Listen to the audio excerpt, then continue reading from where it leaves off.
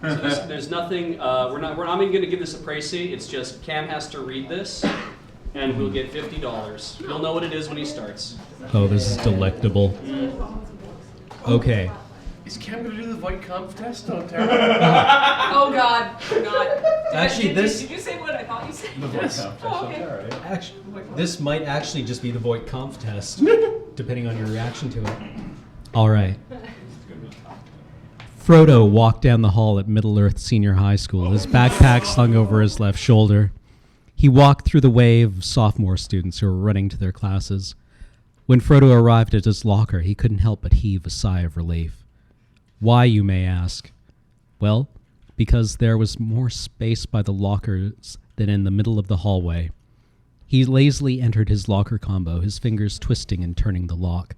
When the door opened, he smiled in satisfaction before stuffing his heavy backpack into his locker, but not before grabbing his math and science book before slamming the locker door shut.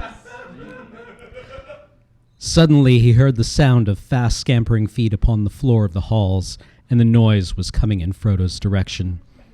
He looked up to find his two good friends, Merry and Pippin, looking tired and out of breath.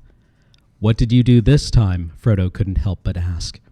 You see, Merry and Pippin were in this prank group that was led by the twins Keely and Feely, who were seniors. Also in their prank group was Gimli, a moody short junior, and a bunch of other people that Frodo couldn't remember. Oh my God!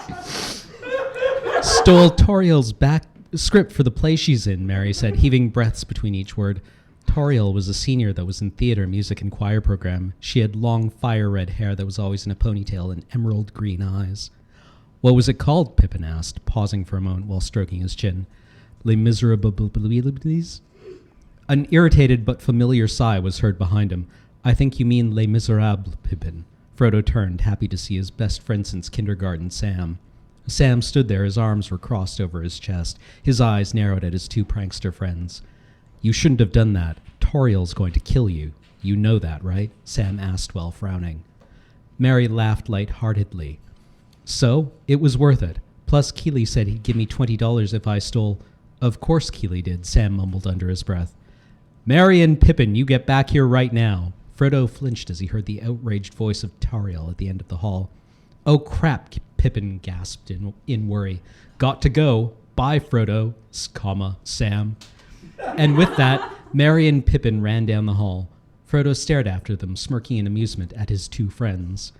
Hey, Frodo, Toriel asked while perfectly raising an eyebrow, her emerald green eyes studying him. Have you seen two bumbling idiots by the name of Merry and Pippin? They took my script, she said in outrage and anger. The smirk on Frodo's face quickly faded, realizing that Toriel might think he knew something she didn't. Huh? What? Okay. We can diagram that sentence later. No, not at all, he said, trying his hardest to sound convincing. Toriel looked confused. You haven't? Bard said that you two would know where Merry and Pippin were. You and Sam are best friends with them, after all. Sam shrugged simply. I think they're probably stealing Oreos from Galadriel's life skills classroom again. He snorted while rolling his eyes. But Frodo knew he was lying because Merry and Pippin went to Saruman's math room to steal all the calculators. Don't ask why, but it was another request from Keely and Feely. He knew that because Merry and Pippin were telling him about it the day before. They said it was on their daily schedule of pranks. Toriel smiled. Thank you, Sam, she said kindly before marching down the hall. Her smile faded and her eyes filled with anger. Why in the world do Merry and Pippin do stuff like this? Didn't them two learned by now? Sam asked while sighing. Frodo shrugged. Don't know, period. But all I know is that it will be the last time we see Merry and Pippin ever again. Sam rolled his eyes while laughing before the two best friends walked to science that was taught by Elrond. $50! Wow. Wow. And that's an achievement. Chapter 1! Walked to science that was taught by Elrond. And if I